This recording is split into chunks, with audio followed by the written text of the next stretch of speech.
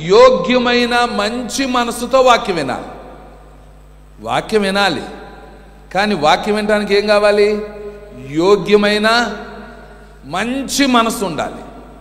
వినాలి. దేవుని దగ్గరికి వచ్చావు, మంచిదే. కానీ దేవుని దగ్గరికి వచ్చిన మనము ఎలా పడితే అలా వాక్యం వినటానికి, ఎలా పడితే అలా కూర్చోవడానికి, ఎలా పడితే అలా రావడానికి, ఏదైతే అది చేసుకోవడానికి కాదు. మన దేవుడు క్రమానికి కర్త కానీ అక్రమానికి కర్త కాడు.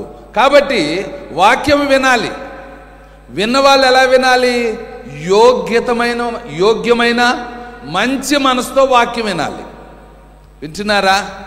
అంటే వాక్యం వినటలేదంటే నీకు యోగ్యత లేదు, మంచి మనసు కూడా లేదు. అందుకే పంచి పెట్టేవాడు ఏ మనసుతో పెట్టాలి? శుద్ధ మనసుతో పెట్టాలంటాడు.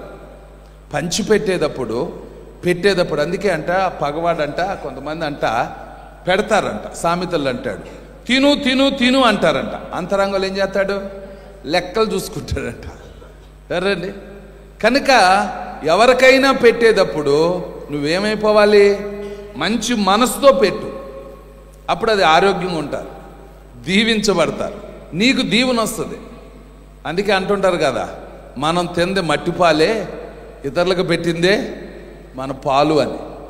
రెడీ. కనుక ఆయన అంటాడు, ప్రభు చెప్పారు ఆ మాట, యోగ్యమైన మంచి మనసుతో వాక్యాన్ని వినాలి. వింటే ఏమవుతాం? చూడండి, దాన్ని అవలంబిస్తే పోవండి, ఏం ఫలిస్తారట? మీరు పూర్తిగా ఓపికతో ఫలిస్తారు. ఆమేన్. ఇప్పుడు ఓపిక కావాలి అంటే ఒట్టిగా వస్తుందా? రాదు. ఓపిక కావాలి అంటే నువ్వు యోగ్యతను సంపాదించుకోవాలి, మంచి మనస్సును కలిగి ఉండాలి, దేవుని వాక్యాన్ని వినాలి, వాక్యాన్ని అవలంబించాలి. ఆమేన్. ఇన్ని జరిగితే నీకు ఓపిక వస్తుంది. ఓపిక రమ్మంటే ఒట్టిగా రాదండి. ఓపిక ఒట్టిగా. అందుకే ఆయన మీరు తలంచుకోండి అంటాడు. ఎవరిని? యేసయ్యను. యేసయ్య ఎంత ఓర్చుకున్నాడో, ఎంత ఓపిక పట్టాడో, ఎంత భరించాడో.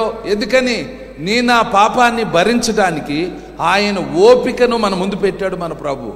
కనుక ప్రభువారు ఆ ఉపమానం చెబుతూ, మంచి విత్తనాలు విత్తబడుతున్నప్పుడు ఆ విత్తనాలు ఫలించాలంటే ఒకటి యోగ్యమైన మంచి మనసుతో వాక్యము వినాలి. విన్నవాళ్ళు ఏం చేయాలి? వాడిని అవలంబించాలి, గైకొనాలి. సరే, కొంతమంది వింటారు, విన్న చోటే వదిలేస్తారు. కనుక వాక్యము వింటే అదేమైపోద్ది? హృదయాల్లో క్రియ జరుగుద్దండి. ప్రేమ కలిగిన మా ప్రియ పరలోకపు తండ్రి, మీ ఘనమైన శ్రేష్టమైన నామాన్ని బట్టి వందనాలు అయ్యా. మిమ్మల్ని ఆహ్వానించాలని అయ్యా, మీ మాటకు అయ్యా మేము తండ్రి మిమ్మల్ని ఆహ్వానించు వారిగా మమ్మల్ని చేయండి. అలాగే మా సమస్యలు మీకు చెప్పుకోవాలి నాయన.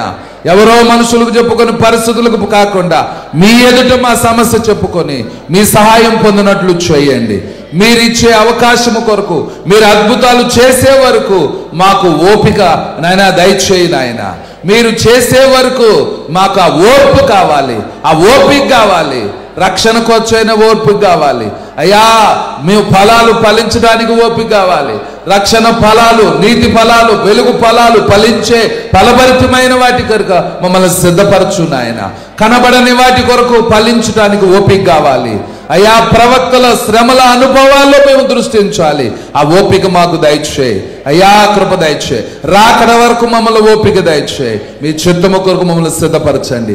ఈరోజు నాతో మాట్లాడావు ప్రభువా అని ఎవరైతే ప్రభువా హృదయపూర్వకంగా అలాంటి ఓర్పు కొరకు ప్రార్థిస్తున్నారో సహాయము చేయండి, దీవించండి, మేలు చేసి మహిమ పొందమని సమస్త ఘనత మహిమ మీకే ఆరోపిస్తూ యేసు నామమున అడుగుచున్నాము తండ్రి.